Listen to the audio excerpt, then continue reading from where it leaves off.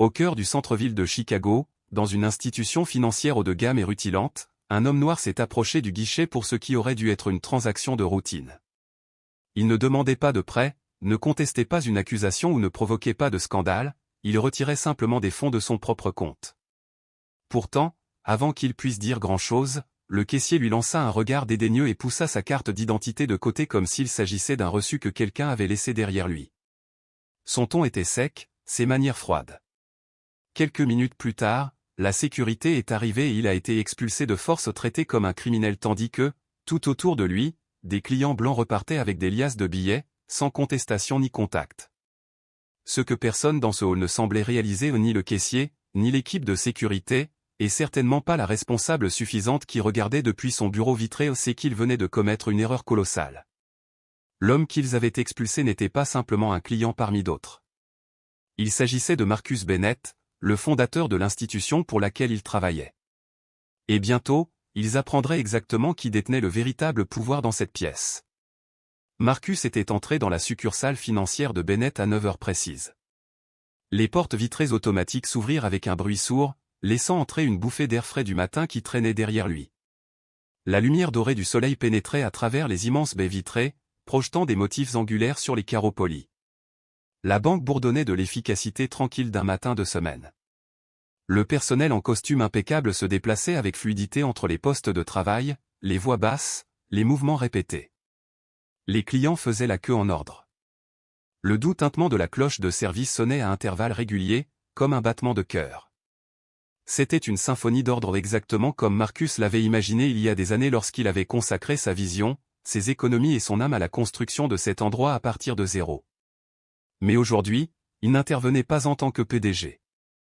Pas de caméra, pas de réunion, pas d'entourage.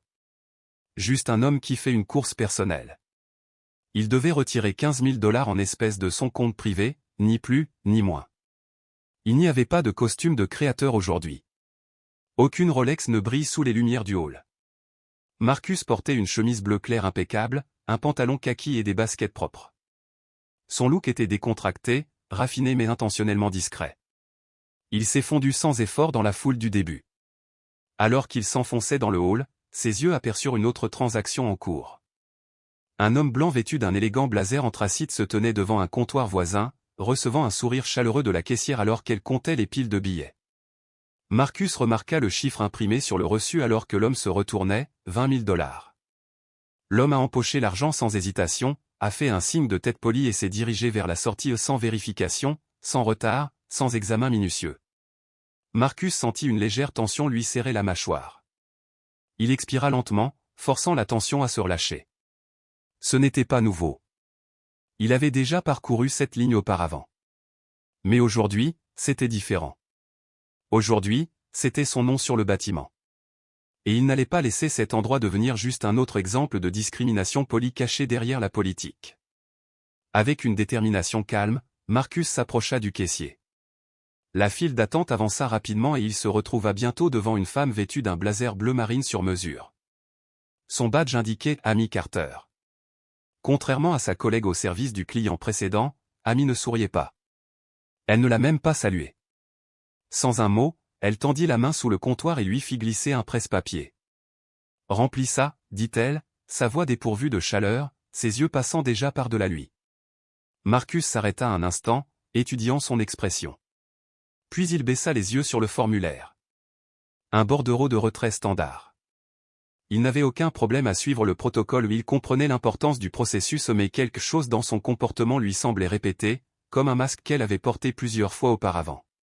Sans commentaire, il sortit un stylo de sa poche et remplit rapidement les informations nécessaires. Puis, avec une aisance exercée, il fit glisser le formulaire et sa carte d'identité vers elle.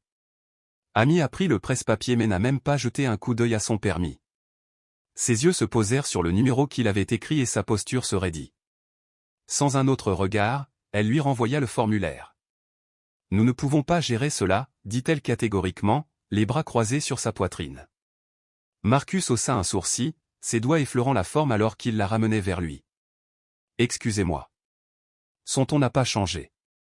Nous ne gérons pas de retrait d'argent important comme celui-ci. » Il fronça les sourcils, désignant subtilement la porte. « Je viens de voir un homme retirer 20 000 $ et s'en sortir sans problème. Amy n'a même pas bronché. C'est différent. Marcus se pencha, non pas avec agressivité mais avec une fermeté mesurée. En quoi est-ce différent exactement? Les yeux d'Amy se tournèrent de côté, pas nerveusement, mais avec une pointe d'irritation. Elle n'a pas répondu. Au lieu de cela, son regard se tourna vers un bureau élégant situé à l'arrière de la succursale, mur de verre, chaise en cuir, et à l'intérieur, les bras croisés, se trouvait Victoria Sanders. Le gérant. Son expression était illisible, mais Marcus remarqua la façon dont elle fit un signe de tête à peine perceptible en direction d'Amy. C'était tout ce dont Amy avait besoin. Lorsqu'elle se retourna, ses épaules étaient carrées et ses yeux plus froids qu'auparavant. Sa voix s'est aiguisée. Comme je l'ai dit, nous ne pouvons pas traiter cette transaction. Marcus inspira par le nez, lentement et sous contrôle. Et je demande pourquoi. Amy n'a pas répondu tout de suite. Elle commença à tapoter ses ongles manucurés sur le comptoir, lentement et méthodiquement. Puis elle pencha légèrement la tête, comme pour essayer d'adoucir sa position, même si ses mots restèrent creux. C'est tout simplement inhabituel, dit-elle avec un calme forcé. Un retrait d'argent d'une telle ampleur suscite des inquiétudes. C'est suspect. Le mot flottait dans l'air comme une mauvaise odeur. Suspect. Marcus sentit son poids s'installer dans sa poitrine comme une pierre. Il l'avait déjà entendu. C'était le genre de mot que les gens comme Amy utilisaient lorsqu'ils voulaient paraître raisonnables tout en sous-entendant quelque chose de laid. Il reconnut le ton, la civilité répétée qui masquait une vérité plus profonde. Ce n'était pas une question de protocole. Cela n'a jamais été le cas. Il s'agissait de savoir à qui on faisait confiance sans aucun doute et qui était obligé de justifier son existence chaque fois qu'il entrait dans un espace qui ne lui était pas destiné. Et Marcus Bennett, fondateur, PDG, visionnaire, venait de se rappeler que même ici, même dans la maison qu'il avait construite, il y avait encore des portes pas complètement ouvertes.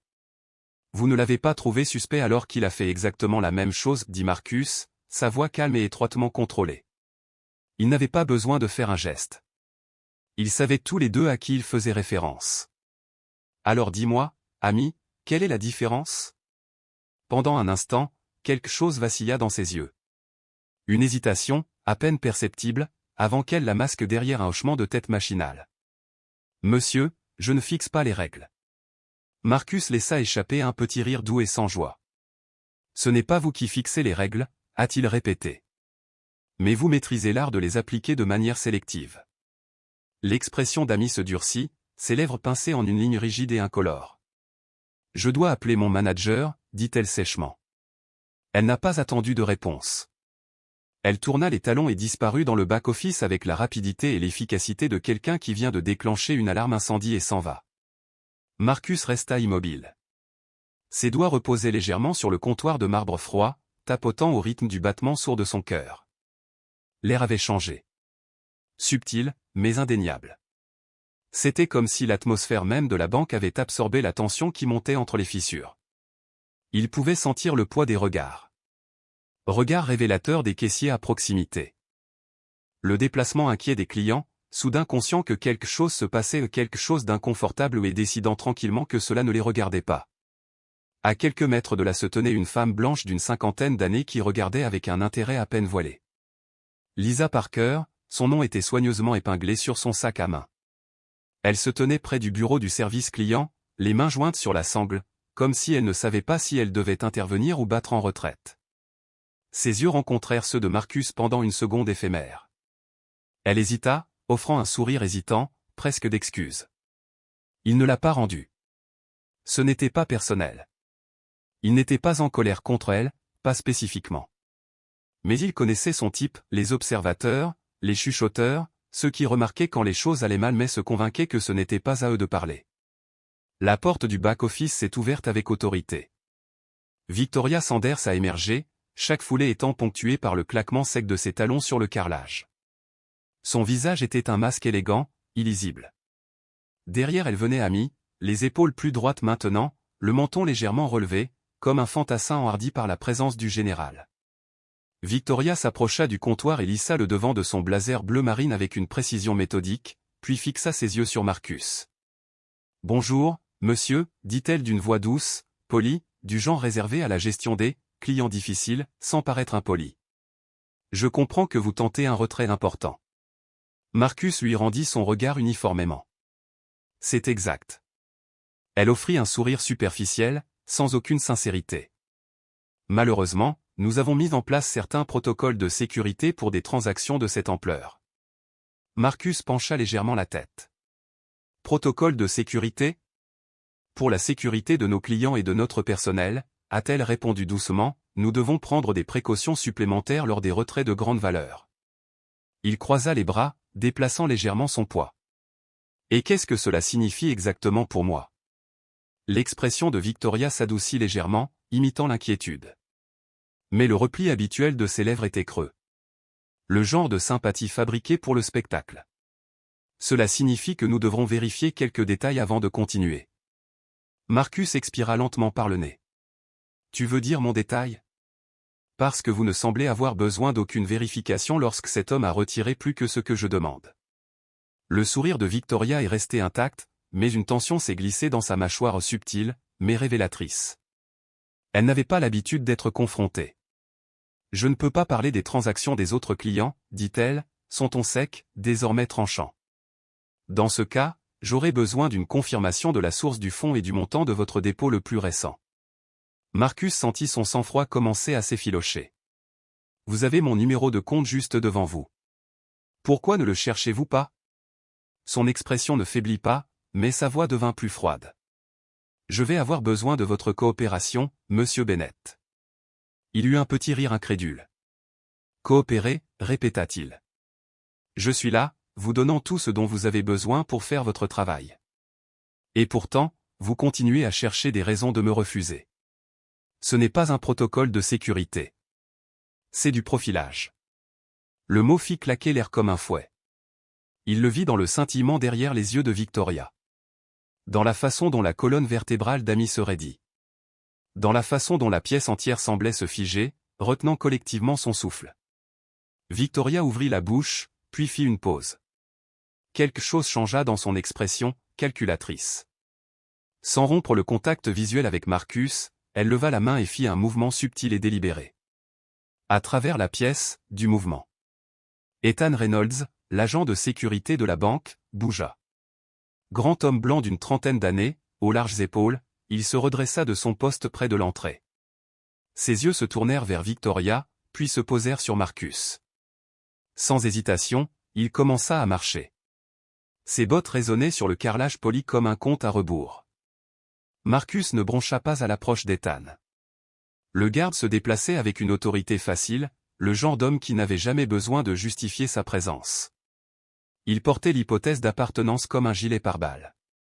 Même si son visage était neutre, sa posture ne l'était pas épaules carrées. Mains relâchées. Le rythme lent et délibéré de quelqu'un se préparant à désamorcer ou à aggraver une situation qui n'en avait pas besoin non plus. Victoria restait immobile. Elle n'a pas reconnu le garde. Elle n'en avait pas besoin. Son ordre avait déjà été reçu, compris. Toute son attention restait sur Marcus. Parce que c'est ce à quoi il s'attendait toujours, la conformité. Marcus inspira lentement, prudemment. Il gardait son visage illisible, ses mouvements mesurés. Mais à l'intérieur, quelque chose brûlait. Quelque chose de vieux. Un feu tranquille né du fait d'être témoin de cette même scène, encore et encore. Un homme noir. Traité comme une menace. Dans un endroit auquel il appartenait. Je vais demander encore une fois, dit Victoria, d'un ton inébranlable. Pouvez-vous vérifier la source de ces fonds ? Marcus serra la mâchoire. Mon salaire, dit-il catégoriquement. Comme chaque fois que j'ai déposé sur ce compte. Victoria fit un petit signe de tête, puis jeta un coup d'œil vers Amy, qui se tenait rigide derrière le comptoir. Et le montant exact de votre dernier dépôt ? Marcus ne répondit pas immédiatement. Il sentit le poids de la pièce se presser. Les autres clients faisaient semblant de ne pas regarder. Les caissiers évitaient son regard. Le bâtiment entier semblait rétrécir, se transformant en un colisée silencieux attendant un verdict. Lisa Parker, toujours près du bureau des clients, bougea sur ses pieds. Sa prise sur la bandoulière de son sac se resserra. Elle luttait contre cela, on le voyait dans ses mains, dans la légère entr'ouverte de ses lèvres. Mais après une seconde, elle baissa les yeux. Ce n'est pas ma place. Marcus expira à nouveau, passant une main sur son visage. Mon numéro de compte est juste devant vous, dit-il d'une voix basse mais ferme. Vous pouvez extraire vous-même l'historique des dépôts. Victoria ne cligna pas des yeux. Ce n'est pas comme ça qu'on fait les choses ici. Marcus laissa échapper un rire bas et amer. C'est drôle, dit-il. Parce que je fais des opérations bancaires ici depuis des années. On ne m'a jamais posé ces questions. Jamais traité comme si je n'étais pas censé être ici. Il s'approcha un peu, suffisamment pour que la fausse courtoisie entre se tende. Alors dis-moi, Victoria, qu'est-ce qui te fait penser que je n'ai pas ma place? Silence. Le regard d'Amy vacilla. Même elle sentait qu'ils avaient franchi une ligne, il ne s'agissait plus de politique. Mais Victoria a tenu bon. Au contraire, son sourire s'approfondit légèrement, une légère et cruelle satisfaction vacillant dans ses yeux. Elle pensait avoir gagné. Mais Marcus avait déjà vu ce jeu. Et il n'avait pas fini de jouer. Son regard passa sur Marcus rapide, dédaigneux, chargé de jugement tacite. C'était subtil, mais d'une clarté dévastatrice. Un regard qui criait ce que ses mots n'osaient pas prononcer. À côté de lui, Ethan Reynolds s'arrêta, sa présence pesante, se profilant comme un nuage d'orage dans la vision périphérique de Marcus. « Je vais devoir vous demander de partir », dit Ethan d'une voix basse et plate clinique dans son détachement. Il ne parlait pas à un homme, ni à un client, mais à un problème à résoudre. Comme si Marcus n'avait pas tous les droits d'être là. Comme si ce n'était pas le cas son banque ou une banque qu'il avait construite à partir de zéro. Marcus se tourna lentement, croisant les yeux du garde. Il chercha sur le visage d'Ethan une trace d'hésitation, une lueur d'incertitude, quoi que ce soit. Mais il n'y avait rien. Aucun conflit. Sans aucun doute. Et c'était révélateur. Parce que ce n'était pas Ethan qui prenait la décision. C'était juste la main qui l'avait exécutée. L'appel avait déjà été passé par Victoria, par Amy, par tout le monde derrière ce comptoir. Le verdict était tombé au moment où Marcus franchissait ses portes en verre poli, il n'avait pas sa place. Il n'était pas le bienvenu. Pas ici. Pas vraiment. Pas avec cette peau. Marcus prit une inspiration lente et régulière. Alors laissez-le sortir. La brûlure familière de l'injustice couvait sous la surface. Il avait déjà joué à ce jeu. Il en connaissait les règles. Délibérément, il fouilla dans sa poche, d'un mouvement lent et indubitable. Ses doigts s'enroulèrent autour de son téléphone. Il en a parlé, a déverrouillé l'écran et a appuyé sur enregistrer. Vous refusez de traiter mon retrait, dit-il, d'un ton calme, égal, mais suffisamment ferme pour trancher le bourdonnement des bavardages bancaires. J'ai fourni une pièce d'identité valide. Les informations de mon compte sont juste devant vous. Pourtant, vous avez effectué un retrait plus important pour un client blanc il y a quelques minutes à peine, sans aucun doute. De l'autre côté de la pièce, Amy se raidit. La mâchoire de Victoria se serra. Ethan déplaça légèrement son poids, sa position se durcissant. Je vais te le demander à nouveau, dit Ethan, mais le ton de sa voix était maintenant émoussé, effiloché par l'incertitude. Sortez. Les doigts de Marcus se resserrèrent autour de son téléphone. Et si je ne le fais pas? L'hésitation dura à peine une seconde. Ethan bougea. Sa main se posa sur l'avant-bras de Marcus, ferme, délibéré, affirmant son pouvoir de la seule manière qu'il connaissait. Marcus eut à peine le temps de se préparer avant d'être tiré en arrière, son épaule heurtant la poitrine d'Ethan. Avec une torsion et une bousculade, le garde l'a forcé vers la sortie, sa poigne étant impitoyable. Un halètement collectif se répercuta dans la pièce. Quelqu'un a murmuré, « Que diable ?» Mais personne n'a bougé. Personne n'est intervenu. Marcus trébucha une fois, se rattrapant juste avant que ses genoux ne lâchent. Puis vint la deuxième poussée, plus forte. Son dos heurta la porte vitrée. Une douleur lui parcourut la colonne vertébrale, mais il serra la mâchoire. Il ne leur donnerait pas cette satisfaction. Les portes s'ouvrirent sous la pression, et en un instant, il était dehors. L'air froid le frappa comme une gifle, vive et qui donne à réfléchir. Derrière lui, Ethan se tenait sur le seuil, les bras croisés sur la poitrine, regardant Marcus comme s'il était quelque chose d'abandonné. Puis vint l'insulte finale. Sa pièce d'identité ou sa preuve d'identité indéniable a été jetée comme une poubelle. La carte en plastique claquait sur le trottoir à ses pieds, sans vie et bruyante dans le silence matinal. Une flamme s'alluma dans la poitrine de Marcus. Chaud. Brut.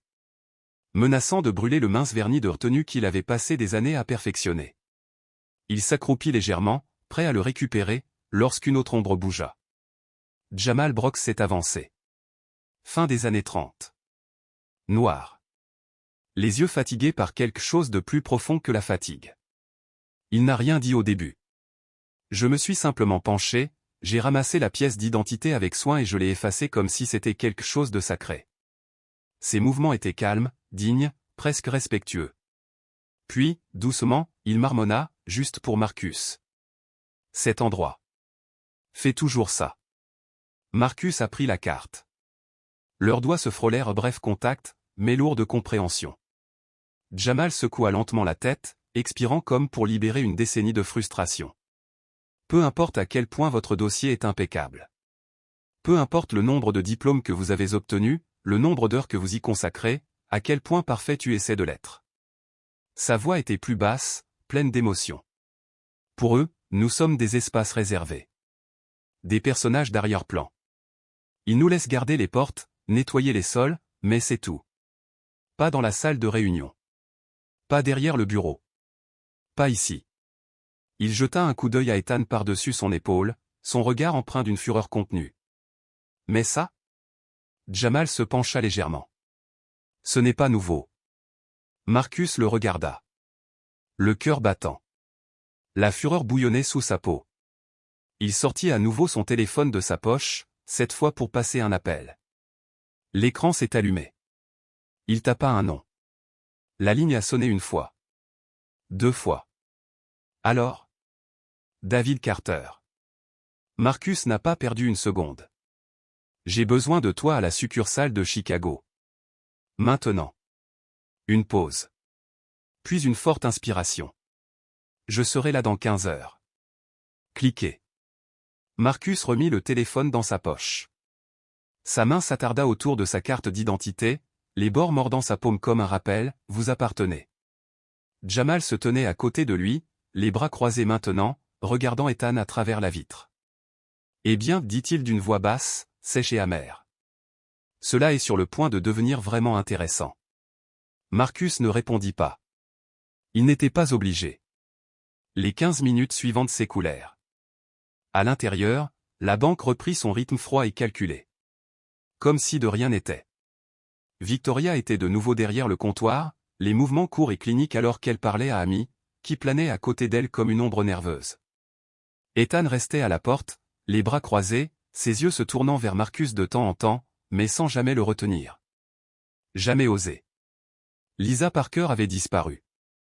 S'est effacée sur le papier peint de sa propre conscience, comme le faisaient souvent les gens lorsque la justice les mettait mal à l'aise. Puis, enfin, une élégante voiture noire s'est arrêtée sur le trottoir. Le moteur s'arrêta à peine avant que la porte ne s'ouvre et que David Carter en sorte. Il n'avait pas besoin de s'annoncer. David était une présence. Blanc, début de la cinquantaine, cheveux poivrés sel coupés parfaitement assortis à son costume. Son regard seul pouvait dominer une pièce, et son autorité ne reposait pas sur le volume, elle rayonnait d'un respect mérité. Ses yeux se posèrent sur Marcus et immédiatement, son visage se durcit. Sans un mot, David se dirigea vers les portes. Ethan se raidit, la reconnaissance apparaissant trop tard. Il essaya de se repositionner, ne sachant pas s'il devait l'intercepter ou battre en retraite. David ne lui lança même pas un regard. Il passa devant lui, tranchant la tension comme une lame brûlante. Les portes vitrées s'ouvrirent. La banque se tut. Marcus le suivit, calme mais enroulé auprès. Jamal fermait la marche, toujours silencieux, toujours à l'affût. À l'intérieur, Victoria se retourna. Son visage s'est effondré au moment où elle a vu David. Elle redressa son blazer par réflexe, comme si le tissu pouvait défaire ce qui avait déjà été fait. Amy se figea, les yeux écarquillés, les mains tremblantes à ses côtés. Ce n'était pas une protestation.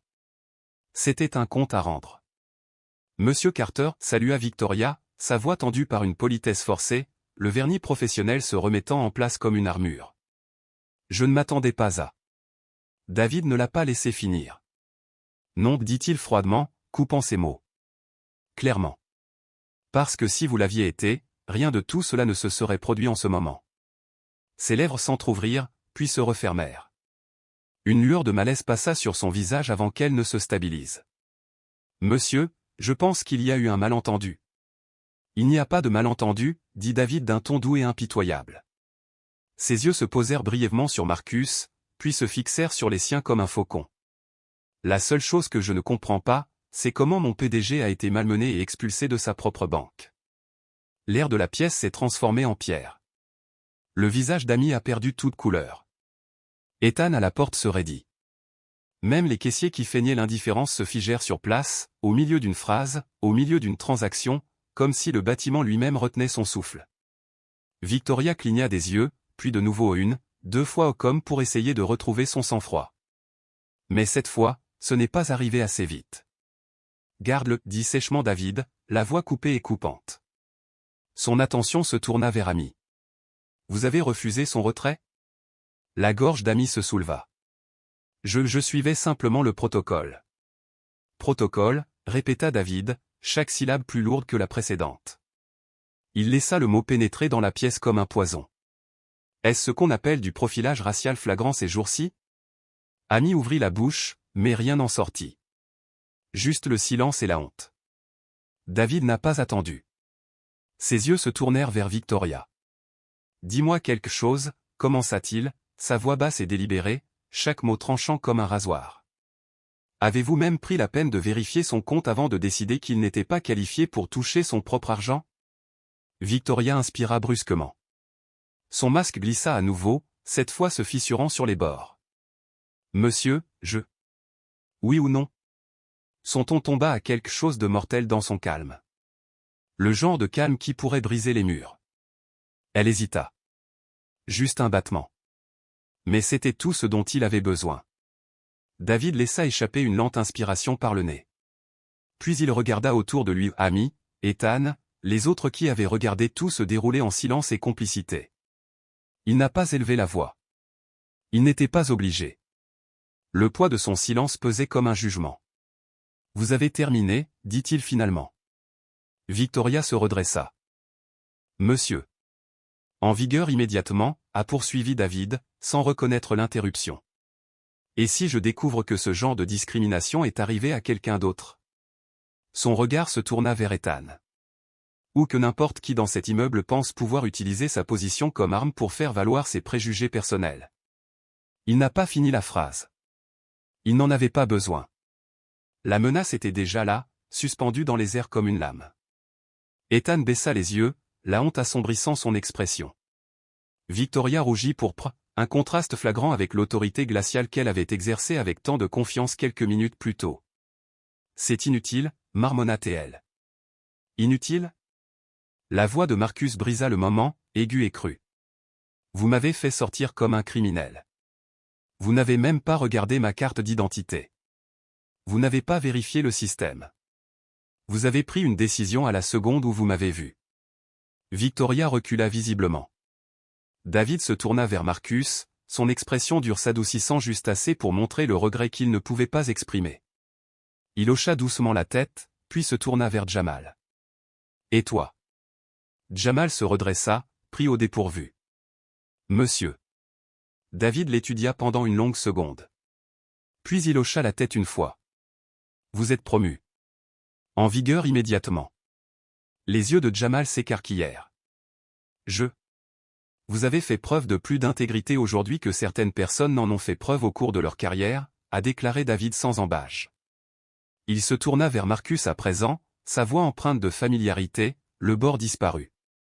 Voulez-vous que cette branche soit nettoyée? Marcus n'a pas hésité. De haut en bas. David hocha la tête, la décision étant déjà cimentée. Puis il s'adressa à la salle. Toutes les personnes impliquées dans cet incident doivent suivre une formation obligatoire sur les préjugés. Ses yeux se posèrent fermement sur Ethan. Sécurité incluse. Les mots tombèrent comme un verdict final. Victoria rouvrit la bouche, cherchant quelque chose aux défenses, déni, dignité mais ne trouva rien. Marcus s'avança.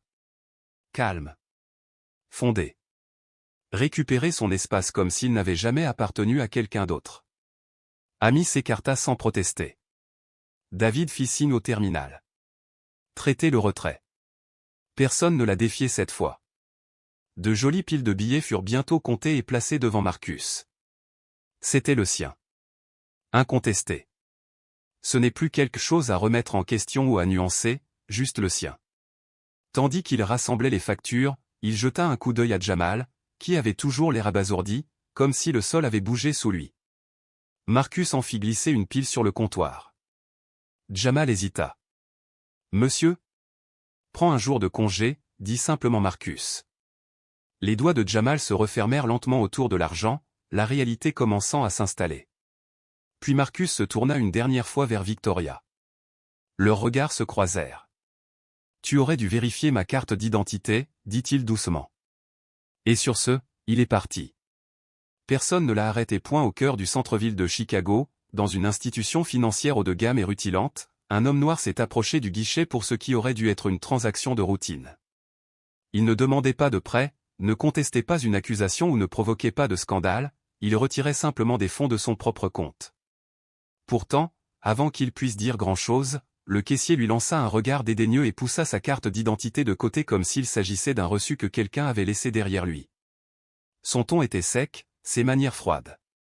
Quelques minutes plus tard, la sécurité est arrivée et il a été expulsé de force traité comme un criminel tandis que, tout autour de lui, des clients blancs repartaient avec des liasses de billets, sans contestation ni contact.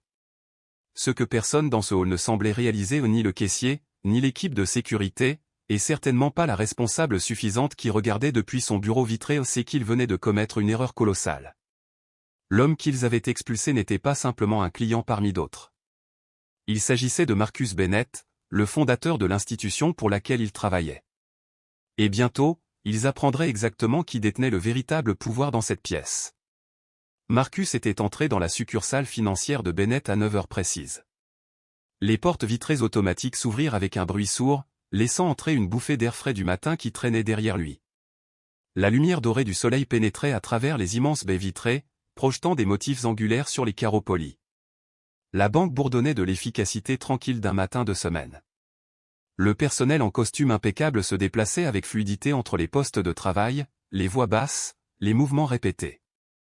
Les clients faisaient la queue en ordre. Le doux tintement de la cloche de service sonnait à intervalles réguliers, comme un battement de cœur.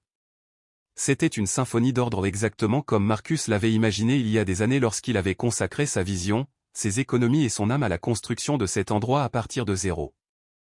Mais aujourd'hui, il n'intervenait pas en tant que PDG. Pas de caméra, pas de réunion, pas d'entourage. Juste un homme qui fait une course personnelle.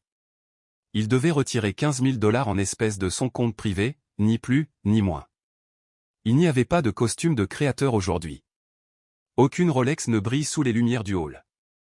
Marcus portait une chemise bleu clair impeccable, un pantalon kaki et des baskets propres. Son look était décontracté, raffiné mais intentionnellement discret. Il s'est fondu sans effort dans la foule du début. Alors qu'il s'enfonçait dans le hall, ses yeux aperçurent une autre transaction en cours. Un homme blanc vêtu d'un élégant blazer anthracite se tenait devant un comptoir voisin, recevant un sourire chaleureux de la caissière alors qu'elle comptait les piles de billets.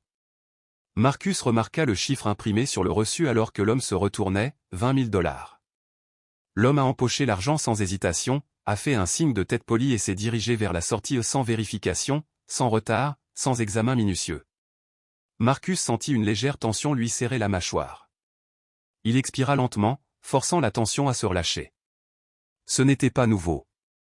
Il avait déjà parcouru cette ligne auparavant. Mais aujourd'hui, c'était différent. Aujourd'hui, c'était son nom sur le bâtiment. Et il n'allait pas laisser cet endroit devenir juste un autre exemple de discrimination polie cachée derrière la politique. Avec une détermination calme, Marcus s'approcha du caissier.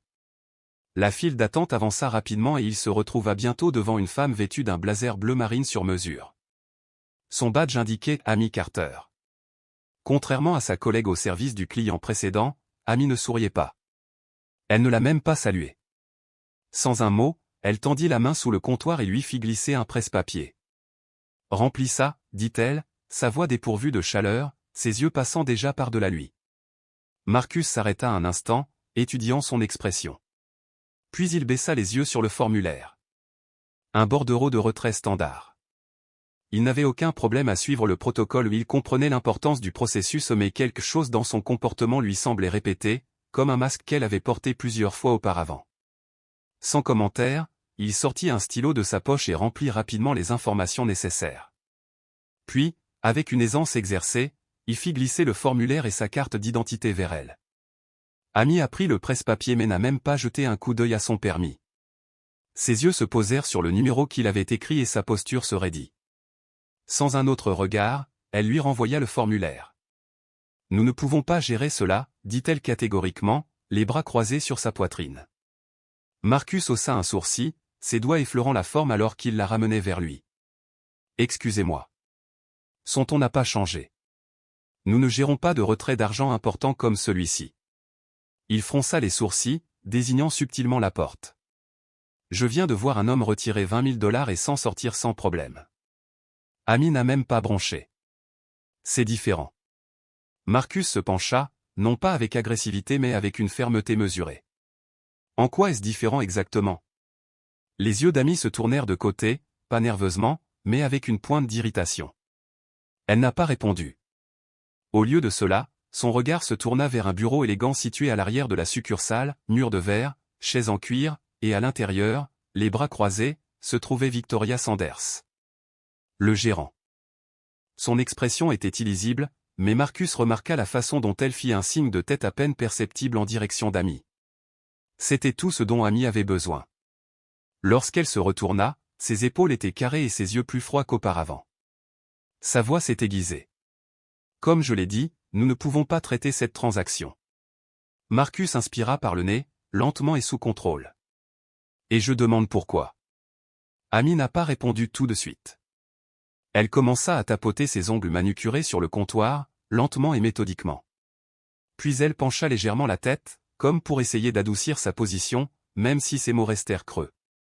C'est tout simplement inhabituel, dit-elle avec un calme forcé. Un retrait d'argent d'une telle ampleur suscite des inquiétudes. C'est suspect. Le mot flottait dans l'air comme une mauvaise odeur. Suspect. Marcus sentit son poids s'installer dans sa poitrine comme une pierre. Il l'avait déjà entendu. C'était le genre de mot que les gens comme Amy utilisaient lorsqu'ils voulaient paraître raisonnables tout en sous-entendant quelque chose de laid. Il reconnut le ton, la civilité répétée qui masquait une vérité plus profonde. Ce n'était pas une question de protocole. Cela n'a jamais été le cas. Il s'agissait de savoir à qui on faisait confiance sans aucun doute et qui était obligé de justifier son existence chaque fois qu'il entrait dans un espace qui ne lui était pas destiné. Et Marcus Bennett, fondateur, PDG, visionnaire, venait de se rappeler que même ici, même dans la maison qu'il avait construite, il y avait encore des portes pas complètement ouvertes. Vous ne l'avez pas trouvé suspect alors qu'il a fait exactement la même chose, dit Marcus, sa voix calme et étroitement contrôlée. Il n'avait pas besoin de faire un geste. Ils savaient tous les deux à qui il faisait référence. Alors dis-moi, Amy, quelle est la différence? Pendant un instant, quelque chose vacilla dans ses yeux. Une hésitation, à peine perceptible, avant qu'elle la masque derrière un hochement de tête machinal. Monsieur, je ne fixe pas les règles. Marcus laissa échapper un petit rire doux et sans joie. Ce n'est pas vous qui fixez les règles, a-t-il répété. Mais vous maîtrisez l'art de les appliquer de manière sélective. L'expression d'Amy se durcit, ses lèvres pincées en une ligne rigide et incolore. Je dois appeler mon manager, dit-elle sèchement. Elle n'a pas attendu de réponse. Elle tourna les talons et disparut dans le back-office avec la rapidité et l'efficacité de quelqu'un qui vient de déclencher une alarme incendie et s'en va. Marcus resta immobile. Ses doigts reposaient légèrement sur le comptoir de marbre froid, tapotant au rythme du battement sourd de son cœur. L'air avait changé. Subtil, mais indéniable. C'était comme si l'atmosphère même de la banque avait absorbé la tension qui montait entre les fissures. Il pouvait sentir le poids des regards. Regards révélateurs des caissiers à proximité. Le déplacement inquiet des clients, soudain conscients que quelque chose se passait, quelque chose d'inconfortable et décidant tranquillement que cela ne les regardait pas. À quelques mètres de là se tenait une femme blanche d'une 50aine d'années qui regardait avec un intérêt à peine voilé. Lisa Parker, son nom était soigneusement épinglé sur son sac à main. Elle se tenait près du bureau du service client, les mains jointes sur la sangle, comme si elle ne savait pas si elle devait intervenir ou battre en retraite. Ses yeux rencontrèrent ceux de Marcus pendant une seconde éphémère. Elle hésita, offrant un sourire hésitant, presque d'excuse. Il ne l'a pas rendu. Ce n'était pas personnel. Il n'était pas en colère contre elle, pas spécifiquement. Mais il connaissait son type, les observateurs, les chuchoteurs, ceux qui remarquaient quand les choses allaient mal mais se convainquaient que ce n'était pas à eux de parler. La porte du back-office s'est ouverte avec autorité. Victoria Sanders a émergé, chaque foulée étant ponctuée par le claquement sec de ses talons sur le carrelage. Son visage était un masque élégant, illisible. Derrière elle venait Amy, les épaules plus droites maintenant, le menton légèrement relevé, comme un fantassin enhardi par la présence du général. Victoria s'approcha du comptoir et lissa le devant de son blazer bleu marine avec une précision méthodique, puis fixa ses yeux sur Marcus. « Bonjour, monsieur, dit-elle d'une voix douce, polie, du genre réservé à la gestion des clients difficiles, sans paraître impolie. Je comprends que vous tentez un retrait important. » Marcus lui rendit son regard uniformément. C'est exact. Elle offrit un sourire superficiel, sans aucune sincérité. Malheureusement, nous avons mis en place certains protocoles de sécurité pour des transactions de cette ampleur. Marcus pencha légèrement la tête. Protocole de sécurité ? Pour la sécurité de nos clients et de notre personnel, a-t-elle répondu doucement, nous devons prendre des précautions supplémentaires lors des retraits de grande valeur. Il croisa les bras, déplaçant légèrement son poids. Et qu'est-ce que cela signifie exactement pour moi ? L'expression de Victoria s'adoucit légèrement, imitant l'inquiétude. Mais le repli habituel de ses lèvres était creux. Le genre de sympathie fabriquée pour le spectacle. Cela signifie que nous devrons vérifier quelques détails avant de continuer. Marcus expira lentement par le nez. Tu veux dire mon détail ? Parce que vous ne semblez avoir besoin d'aucune vérification lorsque cet homme a retiré plus que ce que je demande. Le sourire de Victoria est resté intact, mais une tension s'est glissée dans sa mâchoire subtile, mais révélatrice. Elle n'avait pas l'habitude d'être confrontée. Je ne peux pas parler des transactions des autres clients, dit-elle, son ton sec, désormais tranchant. Dans ce cas, j'aurai besoin d'une confirmation de la source du fonds et du montant de votre dépôt le plus récent. Marcus sentit son sang-froid commencer à s'effilocher. Vous avez mon numéro de compte juste devant vous. Pourquoi ne le cherchez-vous pas ? Son expression ne faiblit pas, mais sa voix devint plus froide. Je vais avoir besoin de votre coopération, monsieur Bennett. Il eut un petit rire incrédule. Coopérer, répéta-t-il. Je suis là, vous donnant tout ce dont vous avez besoin pour faire votre travail. Et pourtant, vous continuez à chercher des raisons de me refuser. Ce n'est pas un protocole de sécurité. C'est du profilage. Le mot fit claquer l'air comme un fouet. Il le vit dans le scintillement derrière les yeux de Victoria. Dans la façon dont la colonne vertébrale d'Amy se raidit. Dans la façon dont la pièce entière semblait se figer, retenant collectivement son souffle. Victoria ouvrit la bouche, puis fit une pause. Quelque chose changea dans son expression, calculatrice. Sans rompre le contact visuel avec Marcus, elle leva la main et fit un mouvement subtil et délibéré. À travers la pièce, du mouvement. Ethan Reynolds, l'agent de sécurité de la banque, bougea. Grand homme blanc d'une trentaine d'années, aux larges épaules, il se redressa de son poste près de l'entrée. Ses yeux se tournèrent vers Victoria, puis se posèrent sur Marcus. Sans hésitation, il commença à marcher. Ses bottes résonnaient sur le carrelage poli comme un compte à rebours. Marcus ne broncha pas à l'approche d'Ethan. Le garde se déplaçait avec une autorité facile, le genre d'homme qui n'avait jamais besoin de justifier sa présence. Il portait l'hypothèse d'appartenance comme un gilet pare-balles. Même si son visage était neutre, sa posture ne l'était pas épaules carrées. Mains relâchées.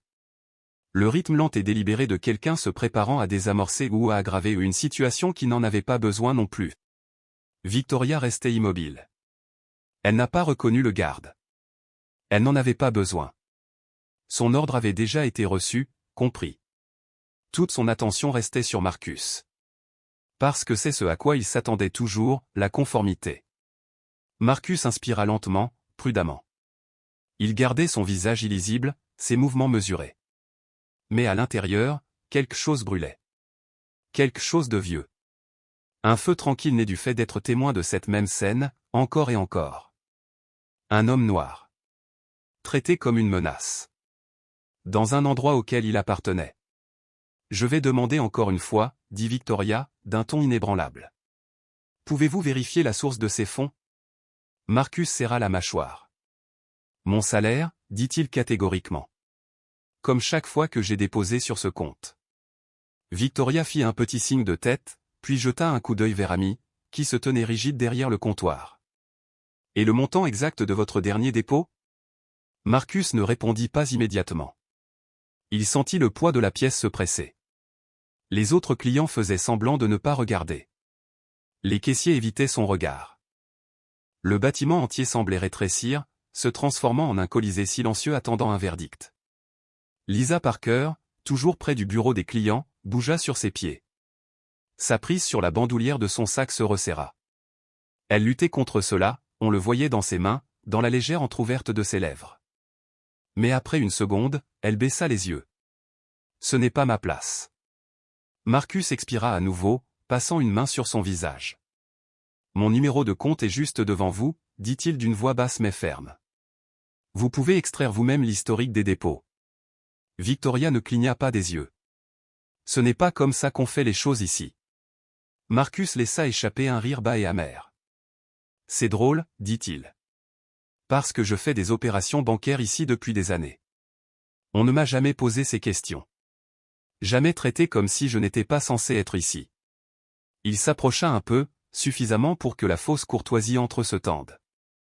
Alors dis-moi, Victoria, qu'est-ce qui te fait penser que je n'ai pas ma place? Silence. Le regard d'Amy vacilla. Même elle sentait qu'ils avaient franchi une ligne, il ne s'agissait plus de politique.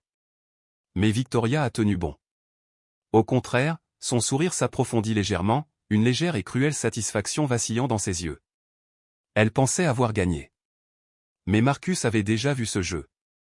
Et il n'avait pas fini de jouer. Son regard passa sur Marcus rapide, dédaigneux, chargé de jugement tacite. C'était subtil, mais d'une clarté dévastatrice. Un regard qui criait ce que ses mots n'osaient pas prononcer.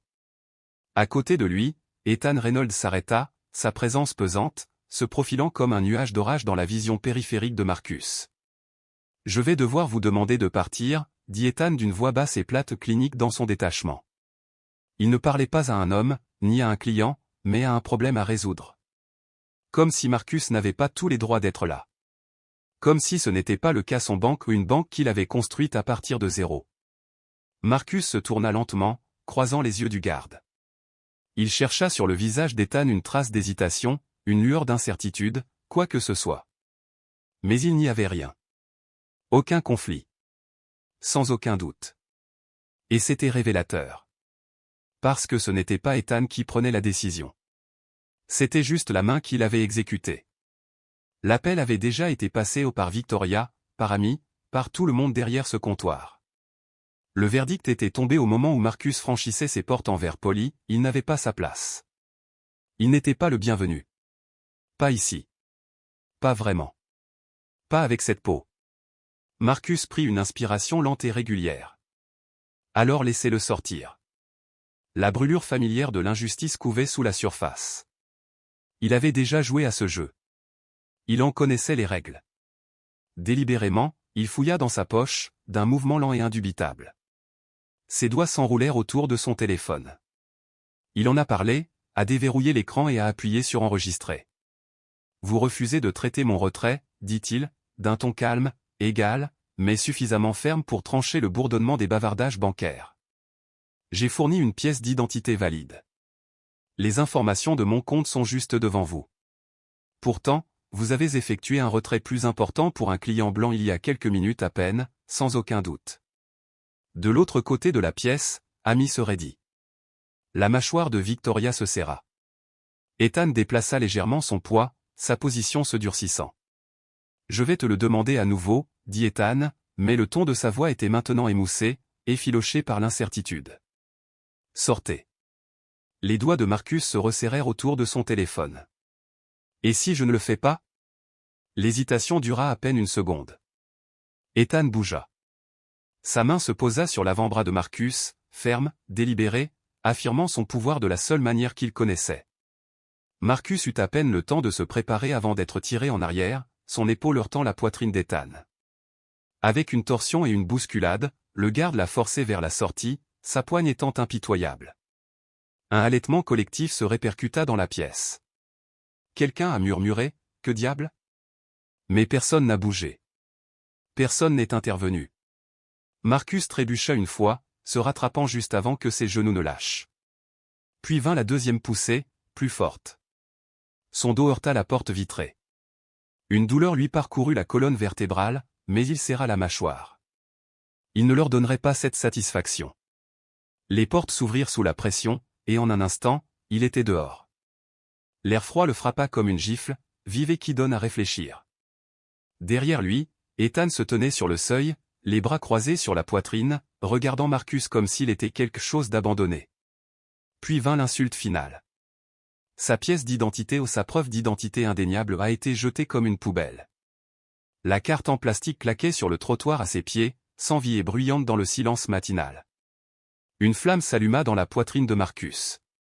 Chaud. Brut. Menaçant de brûler le mince vernis de retenue qu'il avait passé des années à perfectionner. Il s'accroupit légèrement, prêt à le récupérer, lorsqu'une autre ombre bougea. Jamal Brooks s'est avancé. Fin des années 30. Noir. Les yeux fatigués par quelque chose de plus profond que la fatigue. Il n'a rien dit au début. Je me suis simplement penché, j'ai ramassé la pièce d'identité avec soin et je l'ai effacée comme si c'était quelque chose de sacré. Ses mouvements étaient calmes, dignes, presque respectueux. Puis, doucement, il marmonna, juste pour Marcus. Cet endroit. Fais toujours ça. Marcus a pris la carte. Leurs doigts se frôlèrent à bref contact, mais lourds de compréhension. Jamal secoua lentement la tête, expirant comme pour libérer une décennie de frustration. Peu importe à quel point votre dossier est impeccable. Peu importe le nombre de diplômes que vous avez obtenus, le nombre d'heures que vous y consacrez, à quel point parfait tu essaies de l'être. Sa voix était plus basse, pleine d'émotion. Pour eux, nous sommes des espaces réservés. Des personnages d'arrière-plan. Ils nous laissent garder les portes, nettoyer les sols, mais c'est tout. Pas dans la salle de réunion. Pas derrière le bureau. Pas ici. Il jeta un coup d'œil à Ethan par-dessus son épaule, son regard empreint d'une fureur contenue. Mais ça? Jamal se pencha légèrement. Ce n'est pas nouveau. Marcus le regarda. Le cœur battant. La fureur bouillonnait sous sa peau. Il sortit à nouveau son téléphone de sa poche, cette fois pour passer un appel. L'écran s'est allumé. Il tapa un nom. La ligne a sonné une fois. 2 fois. Alors? David Carter. Marcus n'a pas perdu une seconde. J'ai besoin de toi à la succursale de Chicago. Maintenant. Une pause. Puis une forte inspiration. Je serai là dans 15 heures. Cliquez. Marcus remit le téléphone dans sa poche. Sa main s'attarda autour de sa carte d'identité, les bords mordant sa paume comme un rappel, vous appartenez. Jamal se tenait à côté de lui, les bras croisés maintenant, regardant Ethan à travers la vitre. Eh bien, dit-il d'une voix basse, sèche et amère. Cela est sur le point de devenir vraiment intéressant. Marcus ne répondit pas. Il n'était pas obligé. Les 15 minutes suivantes s'écoulèrent. À l'intérieur, la banque reprit son rythme froid et calculé. Comme si de rien n'était. Victoria était de nouveau derrière le comptoir, les mouvements courts et cliniques alors qu'elle parlait à Amy, qui planait à côté d'elle comme une ombre nerveuse. Ethan restait à la porte, les bras croisés, ses yeux se tournant vers Marcus de temps en temps, mais sans jamais le retenir. Jamais osé. Lisa Parker avait disparu. S'est effacée sur le papier peint de sa propre conscience, comme le faisaient souvent les gens lorsque la justice les mettait mal à l'aise. Puis, enfin, une élégante voiture noire s'est arrêtée sur le trottoir. Le moteur s'arrêta à peine avant que la porte ne s'ouvre et que David Carter en sorte. Il n'avait pas besoin de s'annoncer.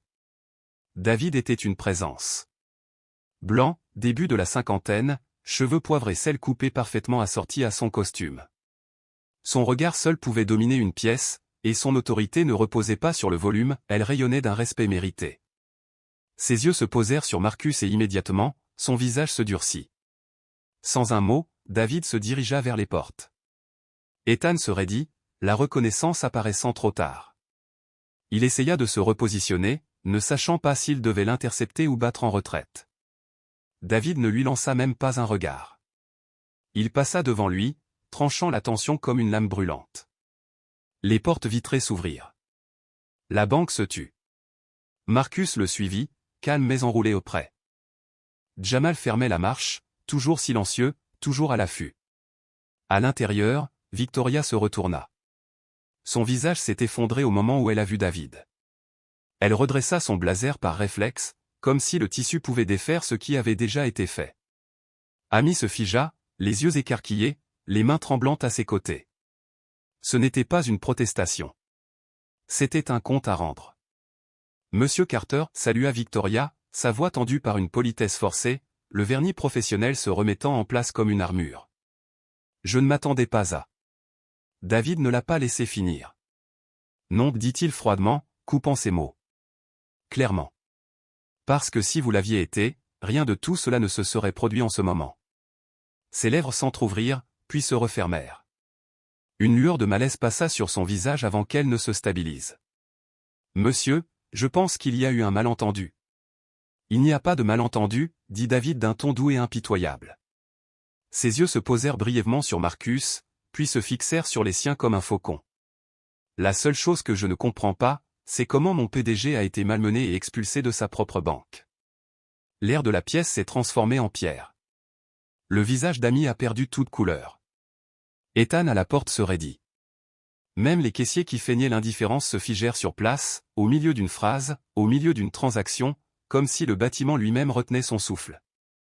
Victoria cligna des yeux, puis de nouveau une, deux fois comme pour essayer de retrouver son sang-froid. Mais cette fois, ce n'est pas arrivé assez vite. Garde-le, dit sèchement David, la voix coupée et coupante. Son attention se tourna vers Amy. Vous avez refusé son retrait? La gorge d'Amy se souleva. Je suivais simplement le protocole. Protocole, répéta David, chaque syllabe plus lourde que la précédente. Il laissa le mot pénétrer dans la pièce comme un poison. Est-ce ce qu'on appelle du profilage racial flagrant ces jours-ci? Amy ouvrit la bouche, mais rien n'en sortit. Juste le silence et la honte. David n'a pas attendu. Ses yeux se tournèrent vers Victoria. Dis-moi quelque chose, commença-t-il, sa voix basse et délibérée, chaque mot tranchant comme un rasoir. Avez-vous même pris la peine de vérifier son compte avant de décider qu'il n'était pas qualifié pour toucher son propre argent? Victoria inspira brusquement. Son masque glissa à nouveau, cette fois se fissurant sur les bords. Monsieur, je... Oui ou non? Son ton tomba à quelque chose de mortel dans son calme. Le genre de calme qui pourrait briser les murs. Elle hésita. Juste un battement. Mais c'était tout ce dont il avait besoin. David laissa échapper une lente inspiration par le nez. Puis il regarda autour de lui Amy, Ethan, les autres qui avaient regardé tout se dérouler en silence et complicité. Il n'a pas élevé la voix. Il n'était pas obligé. Le poids de son silence pesait comme un jugement. Vous avez terminé, dit-il finalement. Victoria se redressa. Monsieur. En vigueur immédiatement, a poursuivi David, sans reconnaître l'interruption. Et si je découvre que ce genre de discrimination est arrivé à quelqu'un d'autre? Son regard se tourna vers Ethan. Ou que n'importe qui dans cet immeuble pense pouvoir utiliser sa position comme arme pour faire valoir ses préjugés personnels. Il n'a pas fini la phrase. Il n'en avait pas besoin. La menace était déjà là, suspendue dans les airs comme une lame. Ethan baissa les yeux, la honte assombrissant son expression. Victoria rougit pourpre, un contraste flagrant avec l'autorité glaciale qu'elle avait exercée avec tant de confiance quelques minutes plus tôt. C'est inutile, marmonna-t-elle. Inutile? La voix de Marcus brisa le moment, aiguë et crue. Vous m'avez fait sortir comme un criminel. Vous n'avez même pas regardé ma carte d'identité. Vous n'avez pas vérifié le système. Vous avez pris une décision à la seconde où vous m'avez vu. Victoria recula visiblement.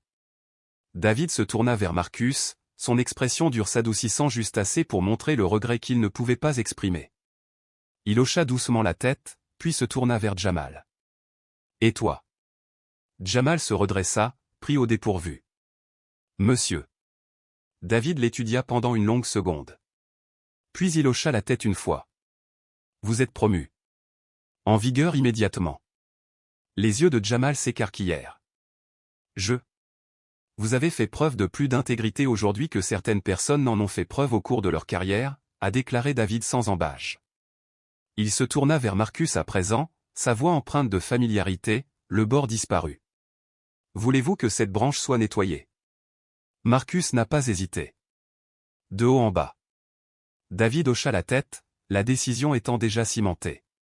Puis il s'adressa à la salle. Toutes les personnes impliquées dans cet incident doivent suivre une formation obligatoire sur les préjugés. Ses yeux se posèrent fermement sur Ethan. Sécurité incluse. Les mots tombèrent comme un verdict final. Victoria rouvrit la bouche, cherchant quelque chose aux défenses, déni, dignité mais ne trouva rien. Marcus s'avança. Calme. Fondé. Récupérer son espace comme s'il n'avait jamais appartenu à quelqu'un d'autre. Amy s'écarta sans protester. David fit signe au terminal. Traiter le retrait. Personne ne l'a défié cette fois. De jolies piles de billets furent bientôt comptées et placées devant Marcus. C'était le sien. Incontesté. Ce n'est plus quelque chose à remettre en question ou à nuancer, juste le sien. Tandis qu'il rassemblait les factures, il jeta un coup d'œil à Jamal, qui avait toujours l'air abasourdi, comme si le sol avait bougé sous lui. Marcus en fit glisser une pile sur le comptoir. Jamal hésita. « Monsieur ?» ?»« Prends un jour de congé, » dit simplement Marcus. Les doigts de Jamal se refermèrent lentement autour de l'argent, la réalité commençant à s'installer. Puis Marcus se tourna une dernière fois vers Victoria. Leurs regards se croisèrent. « Tu aurais dû vérifier ma carte d'identité, » dit-il doucement. Et sur ce, il est parti. Personne ne l'a arrêté.